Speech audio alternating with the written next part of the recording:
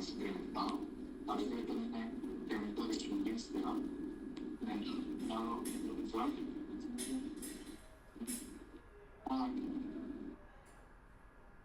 Como que las pestañas del PowerPoint de más o menos, todo parece normal. Ok. Aquí le voy a colocar otras imágenes a 45 grados de la misma paciente y un acercamiento del tercio medio. ¿Alguien más que quisiera describir estas imágenes o que le llama la atención de esta paciente?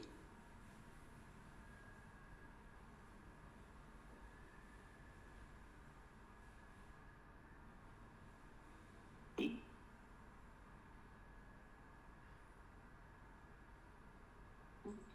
Ellos están en contacto con estudiar después de ¿De un perdón? Entropium, ok, listo. ¿Alguno quisiera preguntarme algo más con respecto a la paciente o con la foto hasta ahora estamos muy claros?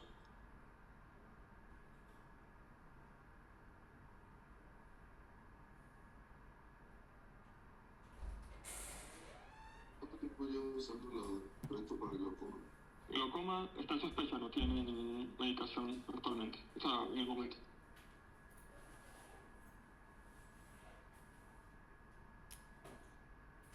¿Está grabando? Entonces, la crónica,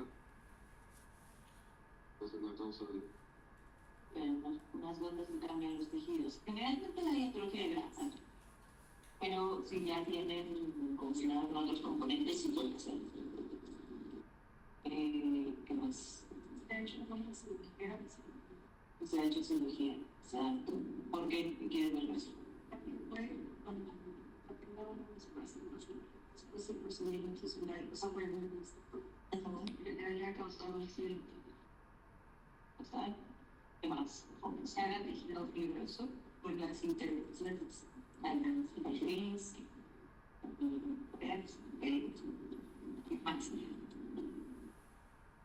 ¿Y qué explorarían? La superficie ocular para verificar por qué pestañas no tienen una keratopatía, algo similar. Superficie. ¿Qué más? Desde la parte eso es para que son para la fuerza de qué? No. Ahora les voy a enseñar. Para las fuerzas Exacto. de los tendentes. Perfecto. También para decirle, la paciente, vemos que el cuadro clínico está muy florido, muy explícito en el ojo derecho. Sin embargo, cuando hacemos que la paciente cierre los párpados con fuerza, abre el párpado izquierdo y esas pestañas se invierten, el borde palpebral listo, y también hace un toque con la superficie ocular. Sin embargo, resuelve inmediatamente. ¿Qué exploración que le harían al paciente? Ya por ahí, Nati, o dijiste. Entre las exploraciones tenemos estas siguientes imágenes. ¿Alguno que me quiera describir qué estamos haciendo o qué estamos buscando con ese examen? La primera imagen de la izquierda que tenemos. Sí, si lo suelto se convierte en un snap, sí. Pero ahí mismo, ¿qué estamos buscando? ¿Qué estructura o qué queremos ver en esa paciente?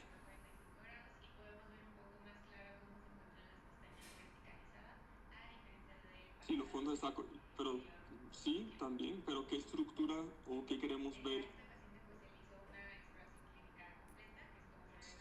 Sí, los tendones candales vemos que están un poco laxos porque se alcanza a bajar bastante, pero ¿alguna estructura que queramos ver en ese fondo de saco que recuerden o no? Vale, no tanto. Bueno, hay una estructura o hay algo que se llaman los refractores del párpado inferior, lo que estaba hablando ahorita de la fascia capsulopalpebral, que cuando se desinserta hace una línea blanca. Listo, igual ya más adelante les voy a mostrar como videito de cómo encontrarlo en la línea blanca. En las dos imágenes, la medial y la lateral derecha, sí, ¿qué más vemos? ¿Qué estamos esperando a ese paciente ahí? ¿O qué buscamos con ese examen? Perfecto, exacto. Vamos a ver cuánto se desplaza el punto lagrimal o el tendón catal lateral si lo hacemos con respecto al otro lugar. Lo normal es que no se mueva mayor de 2 milímetros, pero como les digo, ya les voy a mostrar unos videos de cómo hacer una exploración adecuada. Hasta este punto, ¿cuál sería su diagnóstico con esta paciente? Perfecto. ¿De qué ojo? ¿O ambos ojos? El derecho, listo. Y el izquierdo, con los que les dije ahorita de que cierra el ojo fuerte y se le invierte, pero después vuelve a salir. ¿Qué diagnóstico le colocarían? ¿O pensarían en qué?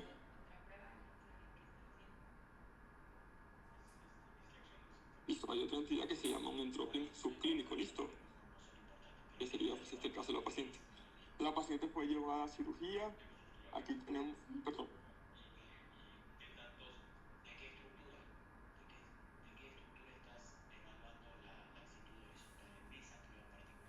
Un lado muy asimétrico, que no le pasa nada, pero esta señora que no tenía cosas de la superficie, no tenía movimiento involuntario, no tenía cicatriz, o sea, no tendría por qué estar solamente de un ojo lazo y el otro no. Sí, hay mucha simetría, a veces dormimos más de un lado, y entonces uno empieza primero, pero siempre busquen el otro. Si ven que no está volteado como tal el párpado, hagan que cierren los ojos fuerte, fuerte, fuerte y que los abran. Cuando los abre, a veces el párpado se voltea o a veces hace como un doblecito, no se voltea del todo, pero como que empuja hacia adentro. Y eso ya te está diciendo de que ese párpado va a volverse por dentro. Listo. La paciente fue llevada a procedimiento quirúrgico. Este es el resultado después de la cirugía. ¿Alguno que me quiera describir qué ve de cambio con respecto a las fotos previas?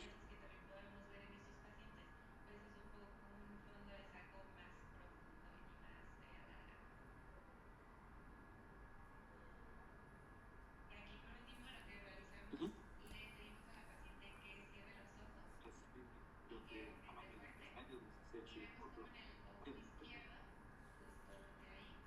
Perfecto, aquí tenemos una fotografía ya más comparativa donde vemos cómo se solucionó el entropio del ojo derecho con una paciente que fue llevada a intervención quirúrgica de ambos ojos, pero pues no es la idea del tratamiento quirúrgico en esta clase. Vamos a hablar un poco lo que es el entropio. En entropio tenemos 4 diferentes tipos. Vamos a iniciar con el involutivo, que es el más frecuente. ¿Alguno sabe cuál es la triada fisiopatológica de esto? Las 3 características que vamos a encontrar en el involutivo. Laxitud, sí. Orbicular, perfecto. ¿Cuál porción del orbicular? Está la orbitaria. Exacto, muy bien. Preceptar sobre pretarsal. ¿Y cuál es el otro parte de la triada? Exacto, es inserción de retractores, tal cual. Esa va a ser la triada del involutivo. También tenemos el cicatrizal, que es el que le sigue en frecuencia, que es secundario a cualquier tipo de injuria, llámese enfermedad inflamatoria, llámese trauma químico, térmico, mecánico. ¿Listo? ¿Por qué? Lo que va a pasar en esto es que por la misma cicatrización va a haber un acortamiento de la lamela posterior, que está compuesta por ¿por qué la lamela posterior? Exacto. Cualquier acortamiento en el tarso de la conjuntiva nos va a hacer que se invierta ese margen palpebral y se vaya a producir el entropio. Los otros 2 tipos que tenemos va a ser el espástico, que como estábamos hablando ahorita, que el espástico es cuando la superficie ocular está irritada, va a ser como un círculo vicioso en el cual se irrita la superficie, hay un blefaroespasmos y se sobrecabalga ese orbicular, su porción otra vez la preceptal sobre la pretarsal, y va a estar permanentemente la paciente o el paciente con un entropio espástico.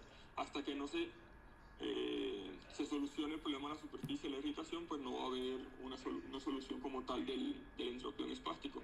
Y congénito, como se los dije en la clase de la semana pasada de anomalías congénitas, es cuando hay una inserción que es anómala o ausente de los retractores con una lamela posterior que es deficiente, no está completamente desarrollada. Ahora vamos a ver cómo se tienen que explorar unos diferentes test para ver la actitud palpebral. El primer test que vamos a hablar es el snapback. Él tiene una clasificación. ¿En qué se clasifica? Grado 0 cuando es completamente normal. Grado 1, cuando demora de 2 a 3 segundos a volver a su posición normal. Grado 2, que demora de 3 a 4 segundos para volver a su posición normal.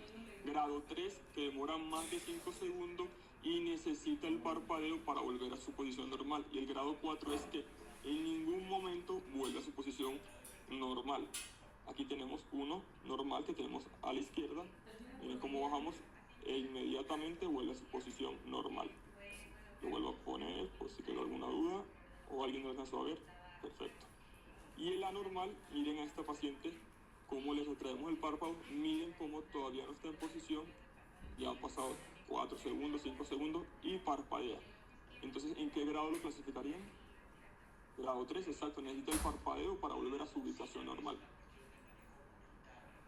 Vamos con los test de distracción del párpado. Entonces aquí lo que vamos a ver, si movemos hacia el tendón cantal lateral, es cuánto se distrae, cuánto se mueve el punto lagrimal de su posición normal. Entonces, cuando se mueva mayor de 2 milímetros, estamos hablando de que está alterado, que hay una laxitud del canto, ¿cuál? Pues medial. Listo, si lo hacemos al lado contrario sería del tendón lateral. Tenemos un examen normal, no se mueve mucho el punto lagrimal. Y en esta paciente se mueve un poco más. Otro de los exámenes que vamos a hacer es el test del pellizco, el pellizcado, el pinch test, que lo que vamos a hacer es traccionar el borde, como con un pellizco, el borde del párpado inferior hacia anterior y vamos a ver cuánto se desplaza. Lo normal es que desde la superficie hasta donde se logra desplazar esté hasta 6 milímetros. Cuando hablamos mayor de 6 milímetros estamos hablando que hay una laxitud de los tendones. Aquí tenemos uno que es completamente normal, no se separa mucho de la superficie ocular, y aquí tenemos uno que es anormal, en el cual sí hay mayor desplazamiento, mayor de 6 milímetros. Ahora lo que les decía previamente de la línea blanca. Este es un hallazgo en el cual encontramos que es sugestivo de desinserción de los retractores, ya que lo normal es que el borde palpebral esté muy unido, muy cerca de esta línea blanca normal. Cuando la línea blanca está muy posterior, muy lejana al borde palpebral, estamos sospechando de que tiene una desinserción de los retractores. Y ahí se lo puse como por anatomía para que lo relacionen.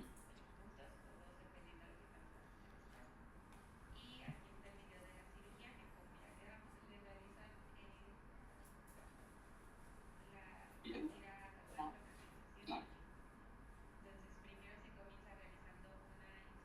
Cierto. Grasa.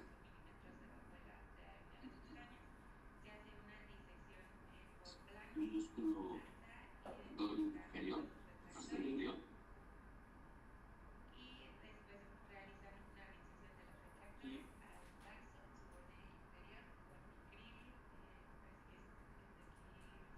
Y confundir. Eso es por debajo del tarso, que está perfecto en escapas. ¿Cuánto mide el tarso? El párpado inferior. ¿Cuánto? Entonces esa línea blanca, fíjense, en alguien normal, los 4 milímetros es de aquí a acá, más o menos. Entonces, una vez que nosotros terminamos el tarso, vamos a ver esta parte de la conjuntiva un poquito más blanca, porque los retractores son blancos. Entonces están ahí luego pegados en la conjuntiva.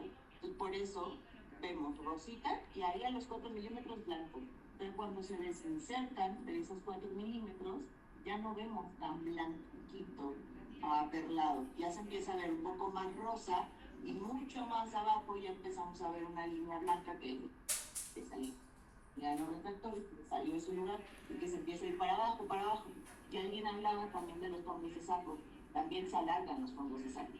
Justo por eso, se salen los retractores y se alargan los fondos de saco. Entonces vean también la distancia del fondo de saco de un párpado normal a la distancia del otro que está todo arrugado. Esa es la línea blanca que nosotros buscamos para los retractores. Continuando, vamos a ver que todas estas entidades que vamos a tratar el día de hoy comparten una clínica en común, que es lesión de cuerpo extraño, lagrimeo, ojo rojo por irritación, queratitis y exposición, o toque corneal, fotofobia, dolor ocular. Todos van a tener como estas mismas características clínicas. Dentro de los diagnósticos diferenciales tenemos estas tres entidades. ¿Alguno me podría decir en qué se podrá diferenciar cada uno o cómo sabemos que es diferente?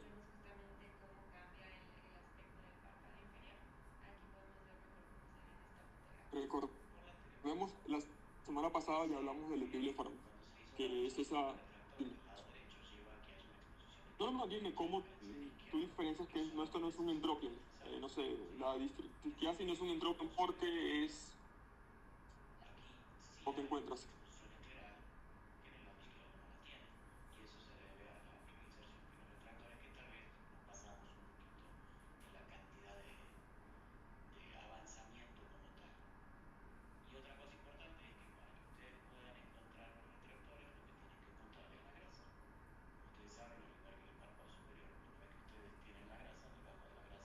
No. ¿Se acuerdan que es cuando sobra o exacto mucha piel o mucho músculo en su formación y lo que hace es que las pestañas se vayan hacia arriba? Sin embargo, el borde palpebral va a estar normal, no va a estar invertido, a diferencia del entropio donde sí va a estar invertido. La distriquiasis, como decía aquí el compañero, es una línea anómala de pestañas que puede o no pues tocar la superficie ocular, y la triquiasis es normalmente cuando no es anómala, sino que está mal direccionada esa línea, bueno, esa pestaña o la línea de pestañas. Aquí tenemos entonces un ejemplo de un epiléfaro, una distriquiasis y una triquiasis, como para tenerlo como diagnósticos diferenciales. Ahora sí, ¿qué le harían ustedes a esta señora, a este paciente? No lo van a operar, sino que manejo podrían ofrecerle manejo médico. Tratamiento de superficie, muy bien. ¿Con qué? Perfecto, muy bien. ¿Qué más? La superficie gota ya tenemos. ¿Qué más le hacemos al paciente?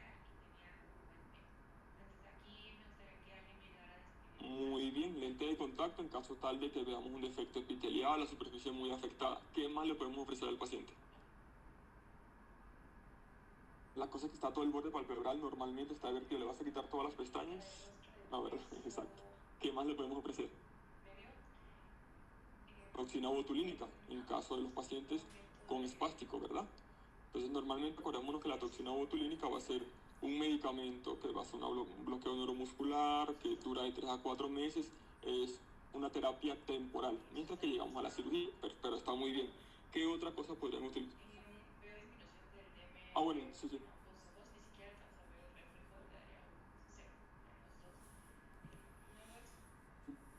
Sí, sí, sí, sí. ¿Qué otra conducta podríamos utilizar, además de la cirugía, que es la definitiva? ¿Alguno se le ocurre? ¿O ha visto que hacemos en el servicio? De pronto. ¿Qué pena? Muy bien, muy bien, muy bien. Pero digamos, algo que no sea quirúrgico. ¿Qué más podríamos hacer? Que ustedes lo pueden hacer en un consultorio. No necesitan una cinta solamente. colocarle una, colocarle una cinta. Colocarle una cinta de abertura. Perfecto. Todos los manejos, ustedes me lo dijeron perfectamente. Si quieren tomarle su fotico, perfecto. ¿Cómo se coloca ahora sí la cinta de abertura? Con un procedimiento verdaderamente muy fácil, muy sencillo. La idea es invertir el borde del párpado. Que hay que tener cuidado o que tener en cuenta con estas cintas abertoras. Muchas de ellas a los pacientes les puede dar dermatitis, entonces decir al paciente que cambiar el componente de la cinta o no estar quitándosela y poniéndosela porque todo ese cambio, esas abrasiones le pueden dar una dermatitis. Listo. Ahora vamos a iniciar el segundo caso clínico del día de hoy. Es un masculino de 76 años de edad que le llega a la consulta con un cuadro de 6 meses de evolución dado por ardor ocular en el ojo izquierdo. Antecedentes personales diabético, hipertenso, una cardiopatía isquémica, una degeneración macular relacionada con la edad y antecedente quirúrgico, le resecaron una lesión en piel frontotemporal izquierda. Muy importante eso. ¿Quién me quiere describir la fotografía de rostro completo? ¿Algunos anima?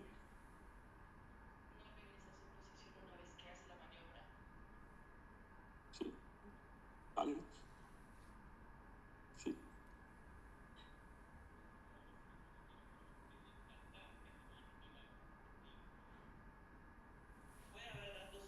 Sí, dale. El tercio superior, a unos primeros 26 años, la del rostro, el tercio superior.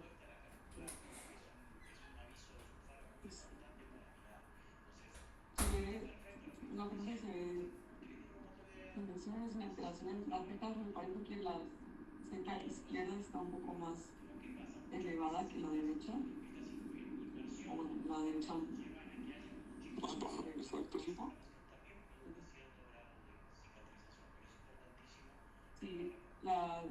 distancia ceja pestaña está disminuida en el ojo derecho.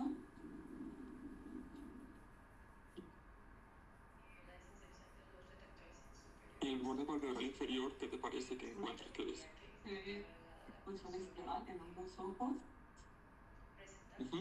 En el borde palpebral inferior, como parece tener como exposición de la conjuntiva dorsal Ok. en ambos ojos. Igual no mencioné que el DR1 se ve disminuido en ambos ojos, más en el derecho que en el izquierdo. Y bueno, aumentado el DR2 en ambos ojos. Y tiene reacción de paquetes blancos inferiores en ambos ojos. Te voy a dar otras fotos para ayudarte un poco más.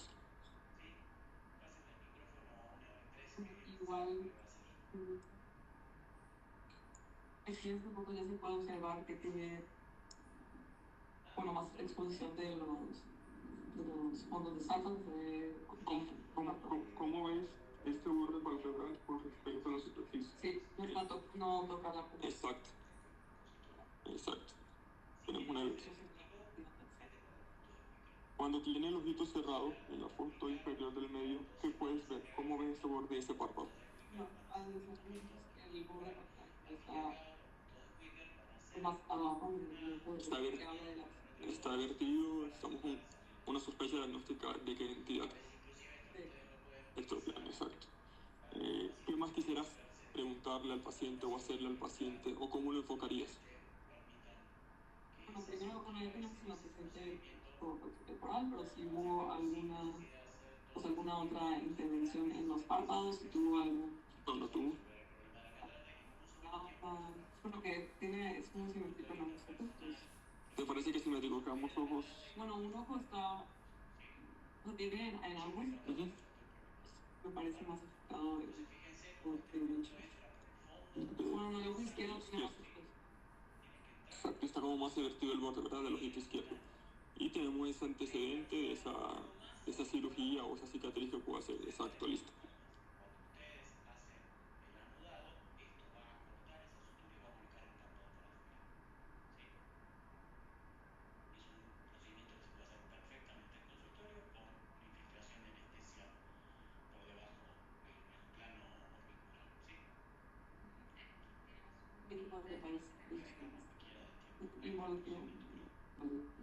También hay paralítico.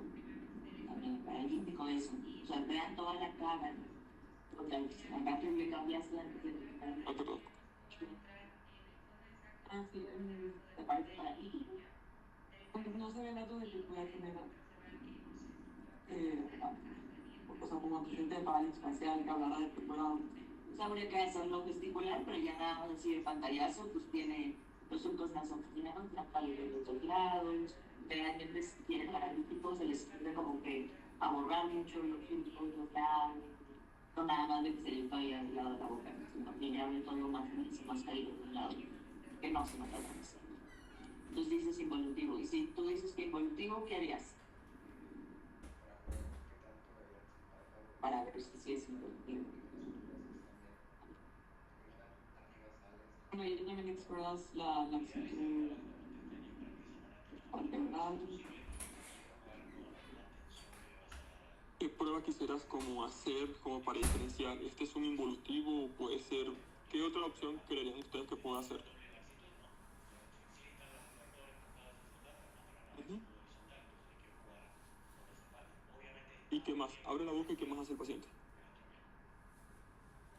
Mira hacia arriba, exacto. ¿Qué estamos buscando ahí?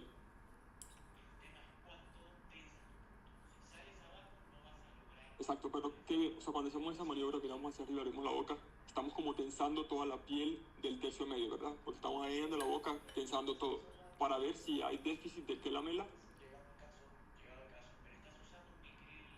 anterior, que es la que tiene la piel, ¿verdad? Entonces, efectivamente, ese es el examen que habría que hacerlo de la apertura oral para ver si hay déficit o no de lamela, hasta dónde llega ese párpado inferior. Entonces, en este paciente, ¿alguno me quiere describir qué alcanza a ver en estas imágenes? Otro diferente a ella.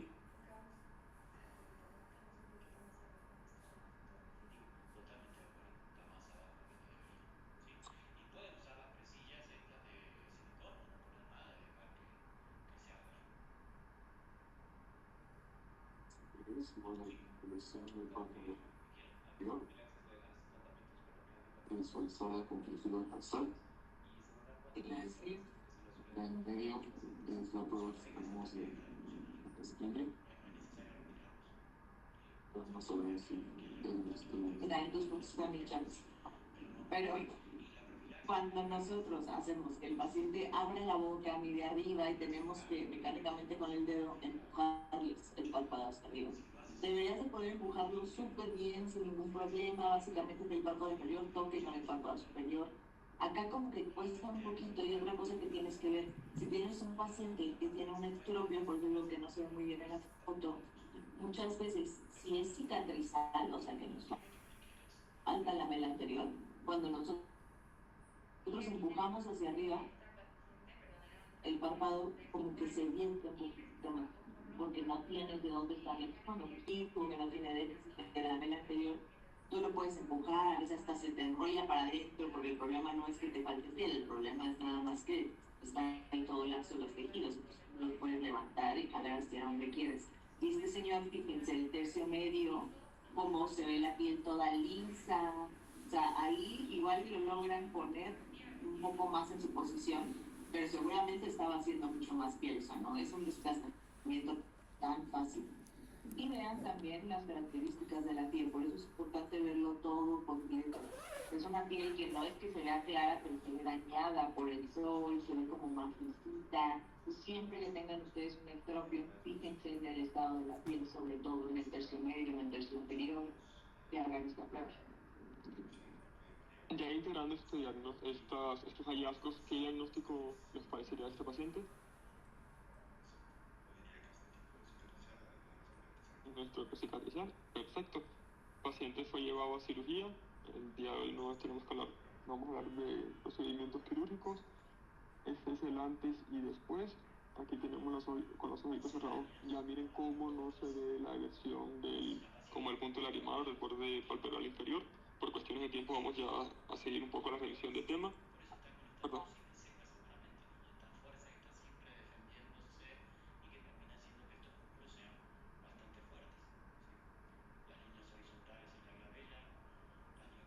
Insertas.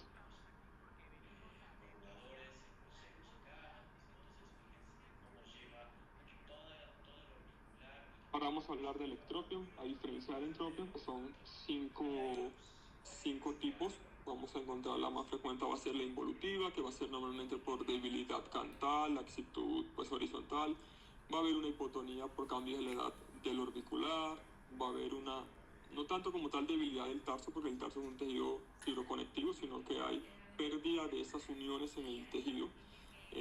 Va a haber uno que va a ser cicatricial, cuando va a ser igual que el cicatrizal entropio, secundario a cualquier tipo de injuria inflamatoria, química, mecánica, térmica. Pero aquí lo que va a haber es un acortamiento de la lamela anterior que nos va a hacer que evierta el párpado. El mecánico es literalmente ese efecto de masa más la gravedad, pues se va para abajo y nos va a evertir el párpado inferior. El paralítico, pues como su nombre lo dice, es secundario a una parálisis del séptimo nervio, del séptimo nervio, y va a ocasionar secundario una disfunción del orbicular. Y el congénito, que es el más raro de todos, normalmente, como les decía en la clase de anomalías congénitas, es secundario a síndromes, es sindromático. Normalmente está asociado mucho al síndrome de Down, como la paciente de la foto, y va a haber defectos en la placa tarsal, que la placa tarsal sea más grande, más de 10 milímetros en el caso superior o más de 4 milímetros en el caso inferior. Está débil la lamela posterior y hay una disgenesia o ausencia de los retractores. Aquí en esta foto tenemos una foto que es un poco mejor, donde vemos cómo sin paciente con una exploración normal, y el izquierdo miren cómo no alcanza a llegar. Hay un déficit muy notorio de la lamela anterior, y como decía Brenda previamente, puede verse un poquitico también evertido, no del todo, pero evertido el párpado inferior del ojito izquierdo. Como les había dicho, la clínica es muy parecida en todos, por lo cual no vamos a ahondar en esto, ya la revisamos, pero nos puede llegar estos pacientes. ¿Qué les llama la atención a estos pacientes o qué le ven de especial a estos pacientes?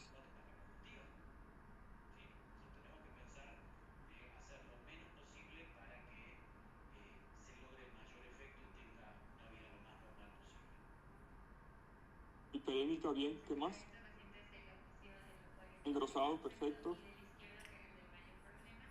Muchas veces ustedes les pueden ver como una secreción blanquecina o lo que pareciera ser una secreción blanquecina, que verdaderamente es que se queratiniza, listo, porque está tanto tiempo expuesto, es un ectropion tarsales, no está completamente vertido el margen palpebral.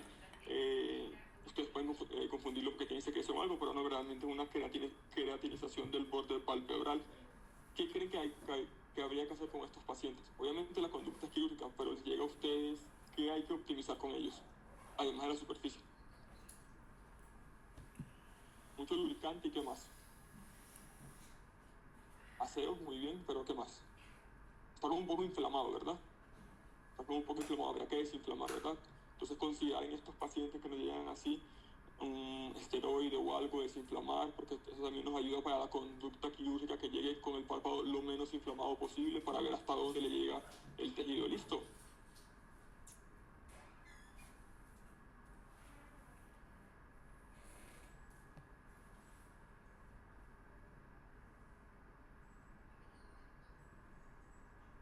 El párpado superior y no es frecuente que sea bilateral, pero ustedes ven a alguien con el párpado más o menos así, engrosado, de cosmitas, de vestido, igual es un ectropio que está empezando y que lo tienen muy marcado, se le engrosó y lastimó toda la conjuntiva, o puede ser una lesión. Entonces ustedes primero desinflaman, le dan lubricantes y un tumor no se les va a ir por más que le pongas esteroide. Entonces también acuérdense que eso siempre hay que descartar. No sé por qué me salió esto, pero así es. ¿Cómo sería el manejo? ¿Qué le ofrecerían al paciente a ustedes? Perfecto, el mismo tratamiento de superficie. ¿Qué más? Perfecto, ¿qué más? Bien, sí, ¿qué más?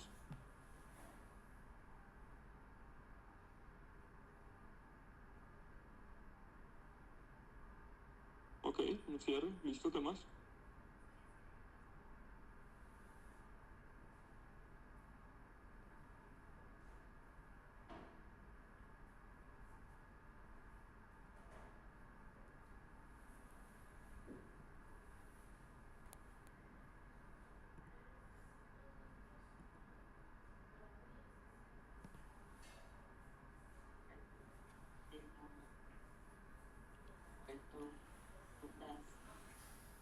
Yo creo que el dientes sería la opción, más.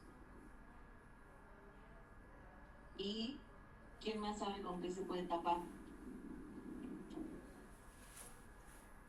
Muy bien, con una cámara húmeda. Pues aquí tenemos las diferentes opciones, lubricantes, lente de contacto en caso de un defecto epitelial, una keratopatía por exposición, cámara húmeda, esteroide tópico y pues la cirugía, que como hemos dicho es el manejo definitivo.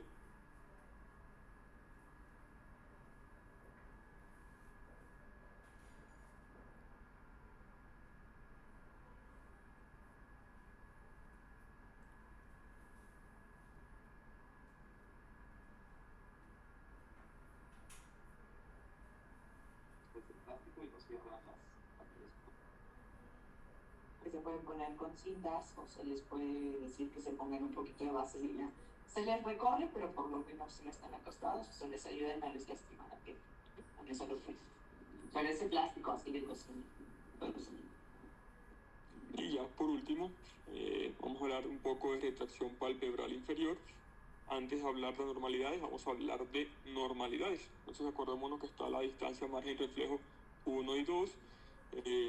La 1 es desde el reflejo luminoso corneal hacia el borde palpebral superior y la 2 es del reflejo luminoso hasta el borde palpebral inferior.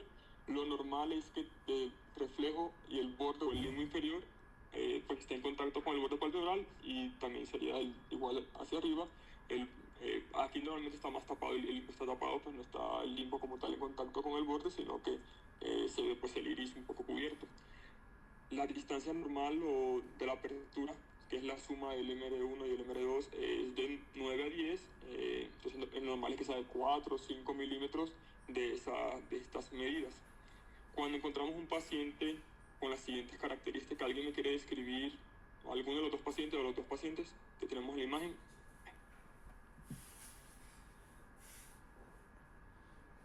que tiene el control, el micrófono. Eso, vamos a pasarlo atrás para que quieren participar allá. Eso.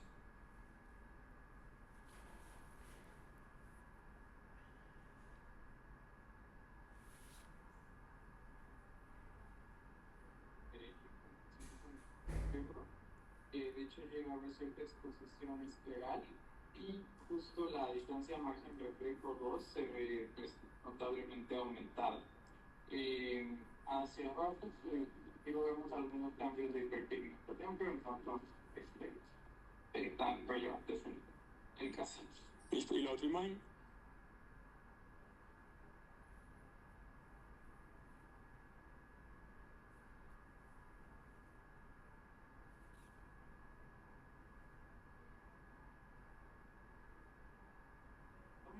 Vosotros, pero más en derecho. Y pues también la distancia margen reflejo, digo, o sea, no está iluminando hacia el centro de córnea, pero sí parece estar también bastante aumentada en comparación con el izquierdo. Listo. ¿Y sobre una paciente así, y qué piensas? ¿Cómo está segunda que Es una ortopatía distroidea. la primera que tiene que pensar? Bueno, que es más común la dirección del párpado superior, también el inferior, también que tenga proptosis, les va a ocasionar un toque de la masa muscular inferior. Y en la primera,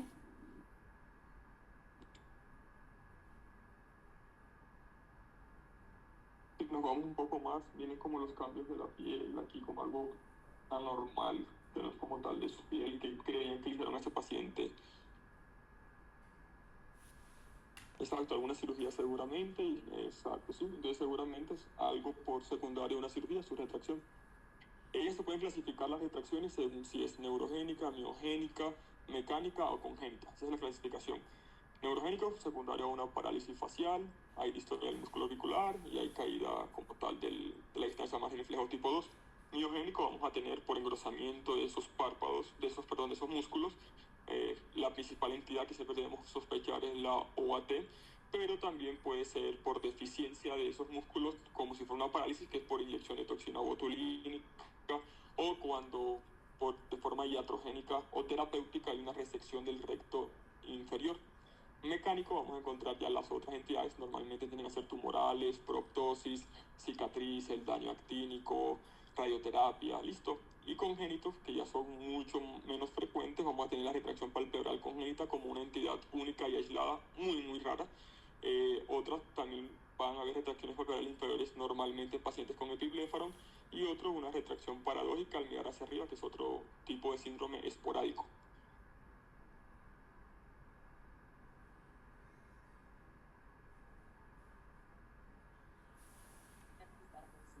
tampoco que sea demasiado. Y si es demasiado, pídanles fotos de antes y siempre tengan los ojos así. Y si no, investiguen. O sea, estas cosas es para que ustedes se les prenda qué tanto tienen que preguntar. ¿Qué han tenido cirugías previas? ¿Si la han inyectado?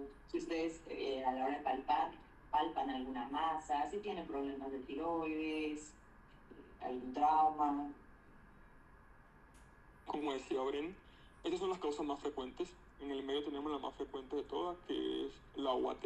Tenemos el antecedente de algún tipo de traumatismo o cirugía, y tenemos también que sea fisiológico. No todo tiene que ser patológico, pero como dice Bren, en las causas que son fisiológicas, pues la distancia o esa exposición escleral va a ser 0.5, 1, no va a ser una exposición de 3, 4, porque eso sí está completamente anormal.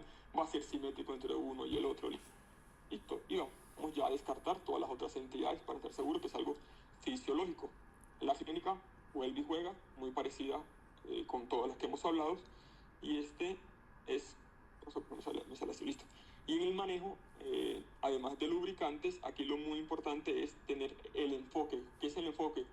Que hay que interrogar siempre los antecedentes, tanto personales como familiares, hacer un adecuado interrogatorio, porque podemos estar hasta un diagnóstico de nuevo de una enfermedad tiroidea, no todas vienen diagnosticadas, y ya la cirugía va a depender según la etiología o causa de la retracción en cada paciente. Ya para concluir, tenemos que, al ser entidades muy frecuentes, es lo más frecuente que tenemos en las consultas de oculoplástica y también de oftalmología en general, se debe conocer la anatomía y la fisiopatología para hacer un correcto manejo. El examen físico y el interrogatorio es elemental para un óptimo diagnóstico y clasificación. El tratamiento quirúrgico o médico siempre va a depender según su etiología, y un manejo pronto y adecuado nos va a ayudar a evitar complicaciones de la superficie ocular. Esta sería la charla del día de hoy. ¿Alguno tiene alguna pregunta, comentario, inquietud? ¿No? En el Zoom, ¿alguna pregunta, comentario? Estoy bien.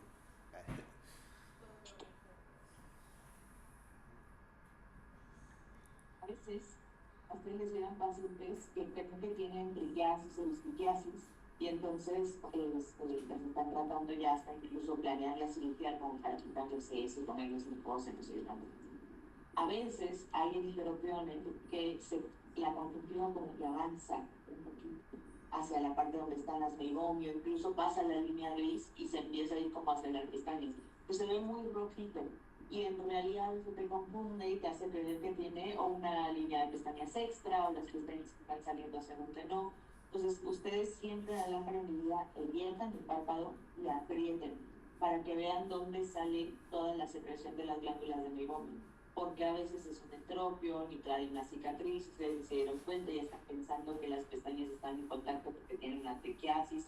Entonces eso siempre busquen, siempre, si hay algo que los confunde, aprieten el borde palpebral y vean de dónde está saliendo son lípidos. Muchas gracias. Damos por finalizada la charla. Muchas gracias.